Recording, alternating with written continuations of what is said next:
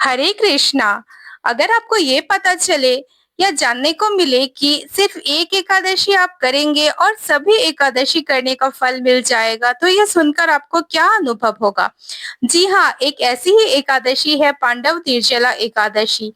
सभी ग्रंथों के रचयिता श्री वेद व्यास जी ने स्वयं भीमसेन से कहा था कि इस पांडव निर्जला एकादशी के व्रत का पालन करने से वर्ष में सभी एकादशी को करने जैसा फल स्वतः ही मिल जाता है। लेकिन भक्तों के लिए कुछ विशेष नियम होते हैं।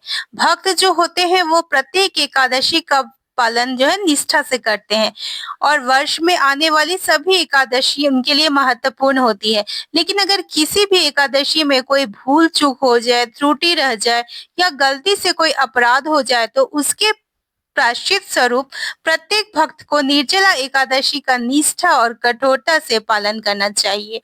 वर्ष में सिर्फ एक बार आने वाली यह पांडव निर्जला एकादशी हमारे समस्त पूर्व जन्म के पाप तो नष्ट करती ही है, साथ ही साथ पूजा में जो भूल चूक हो गई है, पाप हो गया है, उससे भी हमें मुक्ति दिलवाती है। इस बार आने वाली निर्जला एकादशी को लेकर बहुत सारा संशय है कि यह 6 तारीख को है या 7 तारीख को। तो इन सभी बातों के ऊपर हम इस वीडियो में आज चर्चा करेंगे। तो आइए जानते हैं कि इस बार निर्जला एकादशी किस दिन आ रही है, पूजा का विशेष मुहूर्त क्या है और पारण कब किया जाएगा। तो पांडव निर्जला एकादशी जो है प्रत्येक वर्ष ज्येष्ठ मास के शुक्ल पक्ष में आती है और ये वर्ष की सबसे बड़ी एकादशी मानी जाती है। लेकिन इस बार जो है निर्जला एकादशी 2 दिन आ रही है, वह है 6 जून शुक्रवार को और 7 जून शनिवार को। सामान्य रूप से जो गृहस्थ लोग हैं इस एकादशी का पालन 6 जून को करेंगे, यही वैष्णव भक्त इस एकादशी का पालन जो है 7 जून को करेंगे।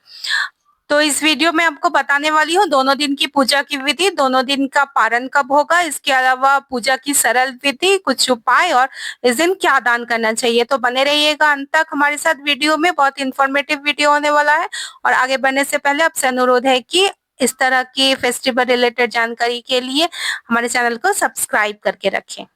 गृहस्थ लोगों के लिए जो एकादशी तिथि प्रारंभ हो रही है वह है 6 जून को 2:15 सुबह से, और एकादशी तिथि जो समाप्त होगी वह 7 जून को सुबह में 4:47 को समाप्त हो रही है। पारण के लिए जो मुहूर्त मिल रहा है गृहस्थ लोगों के लिए वो 7 जून को है। उसका पारण का मुहूर्त होगा दोपहर 1:44 से 4:31 तक।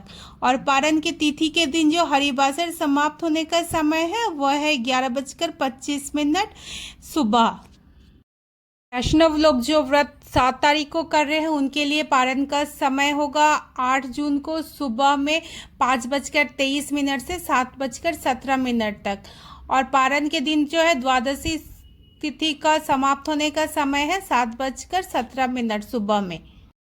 पंचांग में हम भद्रा का योग भी देख सकते हैं, लेकिन भद्रा जो है इस बार पाताल लोक की है, तो कुछ चिंता की आवश्यकता नहीं है, आप यथावत अपनी पूजा कर सकते हैं। तो आइए मैं आपको बता देती हूँ सरल रूप से पूजा विधि। तो निर्जला एकादशी के दिन जो है सुबह स्नान करके सबसे पहले सूर्य देव को अर्घ्य दे, इसके बाद पीले वस्त्र धारण करे और भगवान विष्णु की पूजा करते हुए व्रत का संकल्प ले।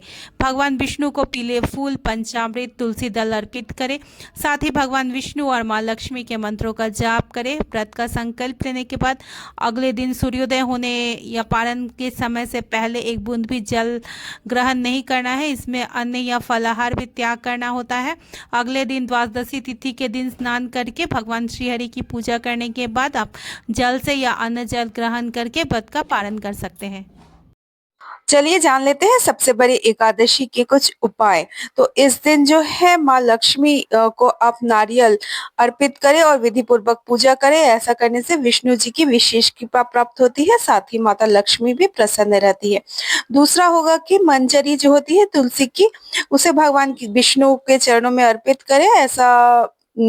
ऐसा माना जाता है कि ऐसा करने से जितने भी पुराने कष्ट या बाधाएं हैं वो दूर होती हैं।